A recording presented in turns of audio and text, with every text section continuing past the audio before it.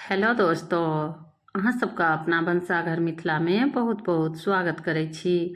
आइ हम बहुत ही स्वादिष्ट खास्ता क्रिप्सी बिस्कुट के रेसिपी लऽ के अयलहुँ जे बहुत कम समय में बनै छै और महीनों स्टोर कऽ के राखि सकै छी। छोटी मोटी भूख या बच्चा बड़ा सबके पसंदीदा या बच्चा के लंच या सफर में जा रहल छी तऽ लऽ कऽ जा सकै छी। चलू दोस्तों, एतऽ हम बनेनाइ शुरू करै छी। एतऽ हम लेलहुँ 1 कप दानेदार चीनी और एक बाद 3 से 4 हरी इलायची। हरी इलायची का फ्लेवर बहुत बढ़िया आवे छै जो बिस्कुट में स्वाद बढ़ा दे छै। और एतऽ चीनी और हरी इलायची के पीस कर पाउडर बना कर तैयार कर लेलिए। और दोस्तों, वीडियो में लास्ट तक बनल रह, लाइक जरूर करब दोस्तों। चैनल पर पहलुक बेर छी, अगर सब्सक्राइब नहीं केने छी तो प्लीज दोस्तों चैनल को जरूर सब्सक्राइब कर लेब। अगर हैत तऽ शेयरो कऽ देबै, जे कि सब कोई बनेबे करे छथिन, लेकिन हमरा तरीका से दोस्तों एक बेर जरूर बनाओ। एतऽ हम लेलहुँ सूजी मोट पातर सब तरह के अबै छै, कोई भी सूजी लऽ सकै छी। एतऽ हम मीडियम साइज का 2 कप सूजी लेलिए। सूजी से ना बिस्किट एकदम दानेदार बन के तैयार होइ छै। और 1 कप लेलहुँ बेसन। बेसन देने से ना और फ्लेवर बढ़ जाए छै बिस्कुट का। ओहिके बाद 1 कप लेलहुँ चाउर का आटा। और ये सब का हम पहले ये चलनी से चाल कर रख लेने छलिए। आब एहिमे हम चीनी का पाउडर दऽ रहल छी, अपना मीठा अनुसार रख सकै छी, कम या ज़्यादा।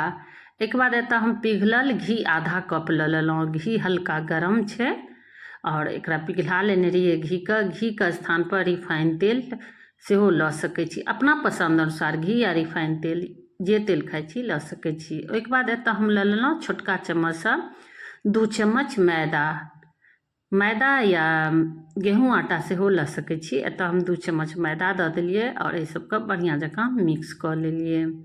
और दोस्तों, ये बिस्किट ना बहुत ही स्वादिष्ट कम समय में झटपट बने वाला छिए।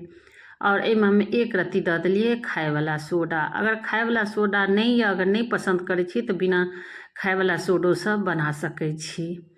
बहुत ही स्वादिष्ट बने छै। पहले चम्मच से मिला लेलिए। आब एकरा हम बढ़िया जकाँ हाथ से 3 से 4 मिनट तक बढ़िया जकाँ मसल लेबै। क्या तो खास्ता बिस्किट रहे छै ना तो और बढ़िया खास्ता एकदम क्रिप्सी बन के तैयार होइ छै और बाजारों से बहुत ही स्वादिष्ट बने छै। और एतऽ हम ठंडा दूध लेने छी, ई गरम दूध हम नहीं लेने छी, ठंडा दूध या। और एकरा कनिए लऽ लेलिए आधा कप और बढ़िया जकाँ मिला देबै। क्या तो दूध देला बाद चीनी जे देने छियै उहो पिघल जाए छै, ओहि दुआरे एक साथ ज़्यादा दूध नहीं देबै। दूध अगर ज़्यादा दऽ देबै तऽ एकदम पतला भऽ जेतै। और देखियो बढ़िया जकाँ मिक्स भऽ गेलै। और एहिमे सूजी जे देने रहिए चाउर का आटा उहो सौखै छै दूध का। और एकदम हमरा गीला नहीं बनबै के छै। और एहि सबके बढ़िया जकाँ हल्का हाथ से मिक्स कऽ लेबै। और हमरा जोर से नहीं, हल्का हाथ से बढ़िया जकाँ मिलबै के छै। और देखियो मिल गेलै। आब एतऽ हम गोल गोल बना कर देखा रहल छी, अपना साइज अनुसार छोट नमहर जेहन इच्छा है दोस्तों बना सकै छी। एकदम सिंपल और घर के सामान से एतऽ हम बिस्किट बना कर देखा रहल छी और बहुत कम समय में झटपट वाली बिस्किट। और देखियो हाथ में तेलो लगबै के जरूरत नहीं पड़लै, क्या तऽ एहिमे तेल छलैहे लागल आटा में। और वही दुआरे एतऽ हम मीडियम साइज के बिस्किट बनेलहुँ। ऐसे छोटो बना सकै छी, पतलो। और देखियो एतऽ बिस्किट बन के तैयार भऽ गेलै। आब एना हम तेल चढ़ेने छियै, रिफाइन तेल या घी जे पसंद या ओहिमे फ्राई कऽ सकै छी। हल्का गरम हेतै तबे बिस्किट दऽ देबै, तेल में ज़्यादा गरम में नहीं देबै। क्या तऽ बिस्किट जे छै एकदम खास्ता छै, ओहि दुआरे हल्का गरम हेतै तऽ मीडियम आँच पर एकरा दऽ देबै। और 2 से 3 मिनट के बाद पलटि देबै। क्या तऽ हमरा ध्यान रखे के छै जे जरे नहीं बिस्किट। और एनाहिए कऽ कऽ और देखियो हल्का क्रैक्स टूटल आबि गेलै ना बिस्किट। क्या तऽ एहिमे कनी हल्का सोडा देने रहिए खाय वाला, जैसे कि देखे में कनी नीक लगते। और देखियो और अंदर तक बढ़िया जकाँ मीडियम पर आँच पर सेका जाए छै। बराबर एकदम उलट पुलट करे के छै, ध्यान दै के छै जे जरे नहीं। लगभग 6 से 7 मिनट में बिस्किट तैयार भऽ गेलै।